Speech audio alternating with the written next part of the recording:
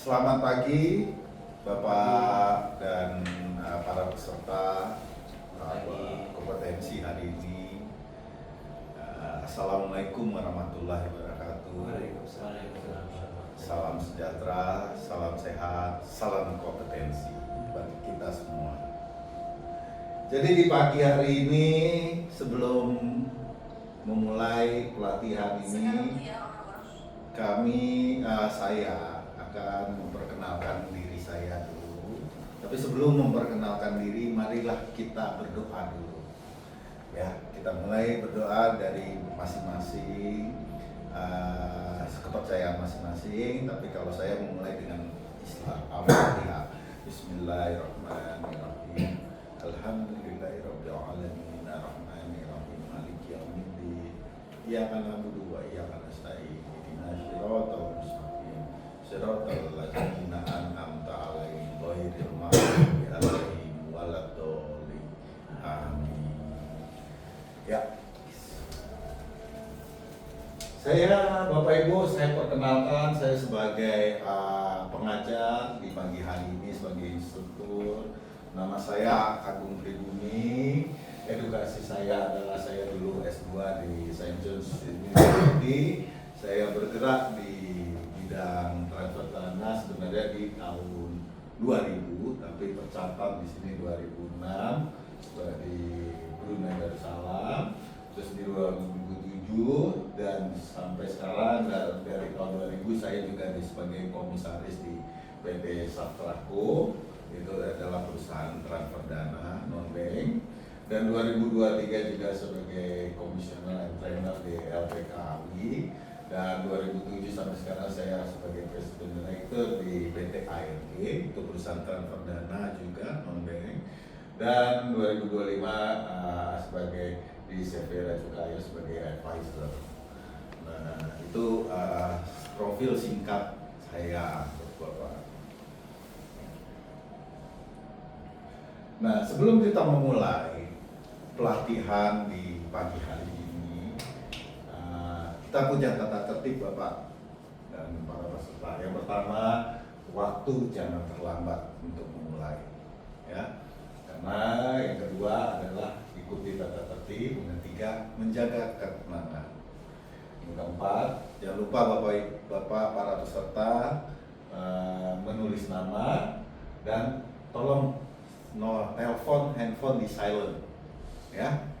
Jangan ada yang mengangkat telepon atau berbunyi karena akan mengganggu konsentrasi. Juga harus aktif dalam pelatihan hari ini. Jadi kita lebih banyak berinteraksi dan berdiskusi, brainstorming. Oke. Dan sebelumnya juga ada pengawasan terhadap tempat dan lingkungan kerja, Pak. Jadi kita ini harus menerapkan K3. K3 itu harus ada penerangan. Jika penerangan kurang, mohon Bapak beritahu. Ini cukup terang apa enggak nih Bapak Ibu melihat? Cukup. Oke. Menjaga kebersihan dan kerapian seperti saya rapi kan, gitu. Dan ketiga, hati-hati jika lantai licin. Harap Bapak menghindari area tersebut. Nanti kan kalau kepleset bisa jatuh, nggak jadi pelatihannya. Yang keempat adalah perhatikan kabel-kabel di sekitar. Jangan ada yang mengganggu, takutnya kesandung. Soalnya minggu lalu ada yang kesandung Mbak, sampai jatuh gitu. Jadi saya sudah memperingatkan. Nah, sekarang sebelumnya tolong saya sebelum dimulai saya absensi dulu ya. Mohon memperkenalkan diri. Saya mulai dari Pak Samsul Herijanto. Ya. Siapa? Samsul Boleh perkenalkan dirinya Pak Samsul Herijanto? Saya Samsul Herianto. Saya mengikuti pelatihan J6. Oh, pelatihan J6. Bapak di perusahaan mana Pak? Saya Dasatra Transfer. Oh, sebagai apa Pak? Saya sebagai compliance. Bapak dipanggilnya Samsul, Pak Yanto atau Pak Sigit? Sigit. Oh, Sigit ya, bukan Pak Yanto ya? Bukan. Oke, Selamat terima Pak kasih. Yanto. Selamat pagi Pak Sigit. Berikutnya Pak Sariful Akbar. Ya, saya Pak. Pak Sariful Akbar, dari mana Pak Sariful? Baik, terima kasih Pak Agung. Ya. Nama saya Syariful, sama kenal Pak Samsul.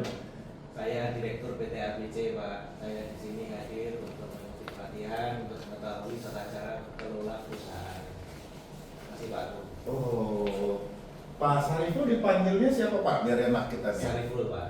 Pak Sariful. Ya. Oke Pak Sariful, terima kasih Pak Sariful atas kehadirannya. Next, saya mau tanya nih sebelum Bapak Ibu kita mulai. Kira-kira kenapa sih kita harus mengikuti pelatihan berbasis kompetensi ini? Mungkin Pak Sariful boleh bantu jawab. Agar kita memiliki standar kerja yang sama Pak, sesuai dengan peraturan yang berlaku. Oke, terima kasih dari Pak Sigit.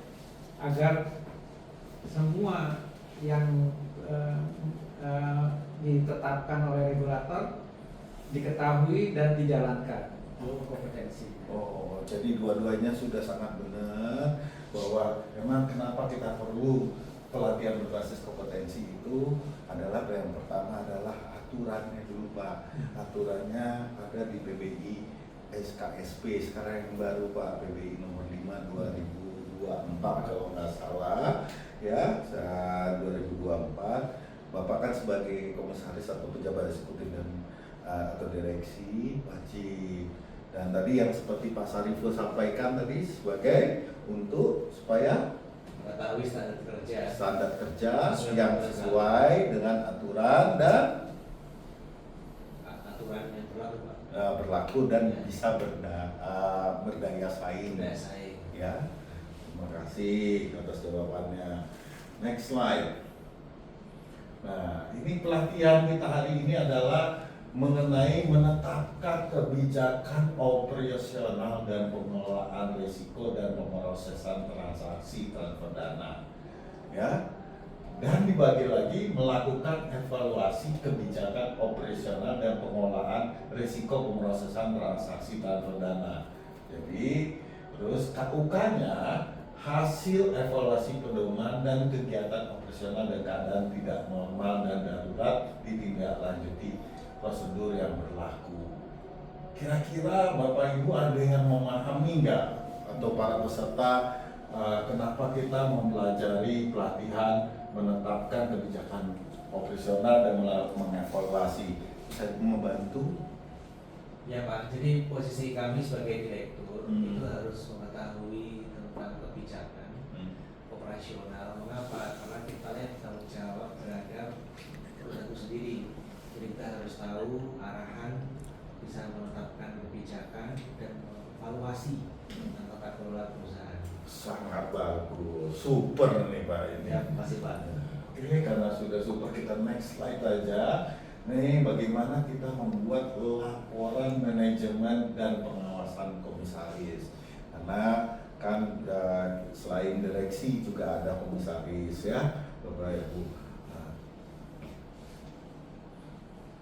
kita mulai ya Bu, laporan manajemen dan pengawasan komisaris. Nah, jadi tujuan pelatihan tadi dan manfaat pelatihan tersebut setelah selesai mengikuti pelatihan para peserta akan mempunyai kompeten yang menjelaskan tentang laporan manajemen dan hasil pengawasan komisaris serta pedoman pelaksanaan tata kelola dan manajemen risiko. Itulah tujuan dari pelatihan hari ini. Dan manfaatnya apa nih? Manfaatnya adalah setelah selesai mengikuti pelatihan, Bapak, Ibu atau para peserta akan mempunyai kompetensi yang dapat memeriksa laporan manajemen dan hasil pengawasan komisaris serta pedoman pelaksanaan tata kelola dan manajemen risiko. Seperti itu, Bapak. Nah, ini adalah contoh-contoh bagaimana laporan manajemen dan hasil pengawasan komisaris. Ya. Yang pertama adalah kenapa? Merupakan laporan berkala yang wajib disampaikan secara lengkap, benar, akurat, dan disampaikan secara tepat waktu oleh penyelenggara kepada Bank Indonesia. Untuk yang pertama ini, Pak Sigit bisa menjawab? Kira-kira kapan nih dilaporkannya? Ya, laporan berkala biasanya ada yang per bulan, per 3 bulan, per 6 bulan, atau per tahun. Oke. Kalau untuk laporan komisaris biasanya per tahun. Wah, itu ke Bank Indonesia-nya. Tapi kalau buat internalnya? Internal bisa kita lakukan kapanpun Pak, sesuai kebijakan perusahaan ya Pak. Bagus. Jadi, dan memuat hasil pengawasan dan Dewan Komisaris dan laporan pertanggungjawaban direksi perusahaan. Ini Bapak Ibu bisa lihat, ini contoh risalah rapat dan ini contoh rapat-rapat yang telah dilakukan. Ya. Next slide. Nah, ini pelaksanaan tata kelola dan manajemen risiko. Hasil pengawasan komisaris terhadap pelaksanaan tata kelola dan manajemen risiko termasuk prinsip kehati-hatian hal berikut. Bapak, komisaris mampu melaksanakan tugas pengawasan dan memberikan masukan kepada direksi. Itu yang pertama. Yang kedua, komisaris mampu menjamin pengambilan keputusan yang efektif, tepat sasaran dan cepat serta dapat bertindak dalam melaksanakan tugas pengawasan Dewan Komisaris.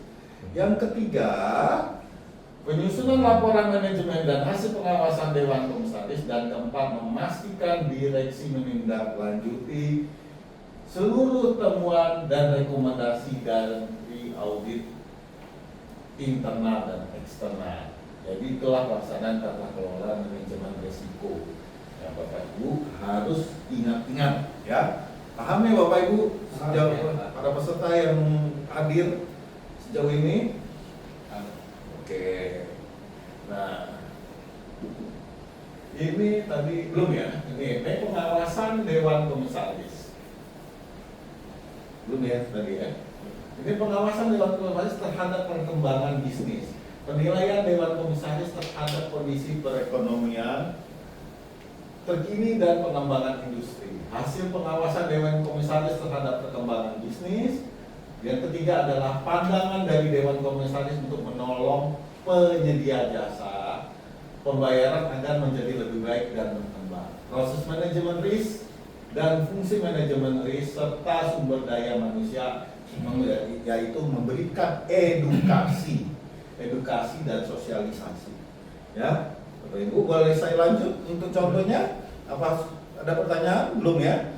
Oke, kita lanjut. Nah, ini Bapak Ibu bisa melihat, ini adalah contoh atau evidence dari kegiatan pengawasan dan koordinasi dengan tim operation. Karena Bapak Ibu adalah para peserta adalah Dewan Direksi dan Komisaris dan pejabat eksekutif. Ini saya memberi contoh, inilah contoh-contoh rapat yang dilaksanakan di suatu tempat dan pengawasan, serta juga ada risalah rapat, minute of meetingnya, juga ada self assessmentnya untuk ke tim operasional. Oke, jadi Bapak Ibu bisa lihat contohnya ya, evidence bahwa pengawasan ini berjalan dengan baik dan tercatat. Nah, itu bukti juga diberikan ke Bank Indonesia nantinya waktu kita diaudit atau juga bukti tahunan. Itu biasanya diminta Bapak Ibu. Oke? Next. Kesimpulannya, pelatihan ini para peserta Bapak Ibu mendapat memeriksa laporan manajemen dan laporan hasil pengawasan komisaris serta pedoman pelaksanaan, ya, serta tata kelola dan manajemen risiko. Dapat mengawasi kegiatan operasional di perusahaan transfer dana lembaga selain bank. Itulah kesimpulan dari keseluruhannya, tujuan dari pelatihan ini. Bapak Ibu ada pertanyaan? Para peserta ada pertanyaan? Dari sejauh ini? Cukup jelas? Oke, karena cukup jelas itu, saya akan bertanya nih kepada Pak Sigit dulu. Mengapa direksi dan komisaris serta pejabat eksekutif harus melakukan minimal pertemuan bulanan untuk membahas tentang pemantauan transaksi transfer dana? Pemantauan itu harus dilaksanakan setiap saat oleh direksi. Kenapa? Karena untuk menjaga kompetensi dari setiap langkah yang dilaksanakan oleh para pegawai tingkat pelaksana supervisor atau di pejabat eksekutifnya. Oke, bisa hampir tepat. Tolong dibantu dengan Pak Sariful. Ya, ini menambahkan ya Pak. Ya. Jadi betul kata Pak Sigit, bahwa ini merupakan satu tools untuk memantau perkembangan. Tapi juga yang paling penting adalah secara berkala bulanan ini itu sudah diperlukan bagi tim yang bekerja agar tahu ini dipantau, diawasi. Jadi mereka juga akan lebih memiliki target yang harus dicapai ya Pak pada tiap bulannya. Oke, terima kasih, jawabannya sangat bagus. Jadi kok bisa dikombinasi, itulah jawaban yang tepat. Bapak Ibu sangat mengikutinya sangat baik hari ini. Nah, karena sudah mengikuti dengan baik, saya akan mengevaluasi nih, ya. Boleh ya, evaluasi ya. Saya beri pertanyaan nih ke siapa dulu ya? Ke Pak Sigit deh. Yang pertama, ya. Soal pilihan bagandanya ya. Saya tolong menjawab ya. Nah, apa sih yang pertama tujuan dari melakukan evaluasi kebijakan operasional dalam proses transaksi transfer dana? A. Menambah keuntungan perusahaan. B. Menjamin kecepatan pengiriman dana tanpa memperhatikan keamanan. C. Mengurangi jumlah pegawai di bagian operasional. D. Memastikan kebijakan berjalan efektivitas serta identifikasi risiko yang muncul dan meminimalkan risiko dalam operasional. Kira-kira jawaban Pak Sigit apa? D. Memastikan. Hebat, 100. Oke, buat Pak Sariful, apa saja risiko dalam manajemen proses transfer dana yang harus dikelola? Manajemen risiko operasional, cuaca, hukum, dan likuiditas. Risk operasional, likuiditas, hukum, kendala sistem. C. Manajemen risiko operasional, kesalahan manusia, cuaca, kendala sistem. D. Manajemen risiko operasional, likuiditas, kendala sistem, hukum, perubahan undang-undang pertanian. Kira-kira jawabannya apa? Emang agak menjebak nih Pak. Yang B Pak. Coba yang B dibaca. Ya, risiko operasional, likuiditas, hukum, dan kendala. Wah, cakep. Nggak kejebak ya Pak ya? Ya Pak. Kejebak dong lain kali. Oh ya. Bercanda loh Pak. Dari Bapak mengikuti. Ya, saya ada tugas tambahan nih. Nah, tugas tambahan tuh coba jabarkan hal-hal sebagai berikut: langkah kebijakan penerapan KPP dan sanksi-sanksi terhadap perusahaan Dirkom serta pejabat lainnya apabila tidak melakukan pengawasan dan pelaporan. Tugas ini tolong Bapak Ibu nanti tulis, buat tertulis. Ada 2 soal ini, nanti tolong dikumpulin, ya? Bisa ya? Bisa Pak. Kira-kira ada pertanyaan nggak sejauh ini sebelum saya menutup? Itu tanggal 10 ya terakhirnya. Iya, tanggal 10 November. Saya boleh kirim di tanggal 9 Pak. Boleh. Tanggal 9 ya. Jadi ada 2 pertanyaan. Yang pertama adalah langkah kebijakan penetapan KPP. Apa langkahnya? SOP, ya, SOP APU PPT ya Pak. Jangan salah. Jangan SOP yang lain. Yang kedua adalah sanksi-sanksi terhadap perusahaan dari direksi komisaris serta pejabat lainnya apabila tidak melakukan pengawasan dan pelaporan. Nah, saya memerlukan tulisan, baik itu boleh tulis tangan, saya terima, tulis diketik atau itu boleh dikirim melalui nanti emailnya ke sini ya, ke adminnya ya. Nanti saya periksa. Bisa Pak? Bisa. Ya, sebelum tanggal 10 harap dikumpulkan ya sebagai evidence bagi saya. Oke, selanjutnya, wah karena waktu sebentar lagi sudah mau habis, mari kita tutup. Bapak Ibu sebelum saya tutup ada pertanyaan? Tidak ada. Kita tutup dengan doa dan saya ucapkan sebagai ini terima kasih. Semoga kita lebih kompeten setelah mengikuti pelatihan hari ini dan bisa mengaplikasikan apa yang telah saya berikan dan telah saya ajarkan kepada para peserta. Bismillahirrahmanirrahim. Alhamdulillahirabbil alamin. Alhamdulillahirabbil alamin. Alhamdulillahirabbil alamin. Terima kasih. Waalaikumsalam warahmatullahi wabarakatuh. Ya, terima kasih Bapak Ibu.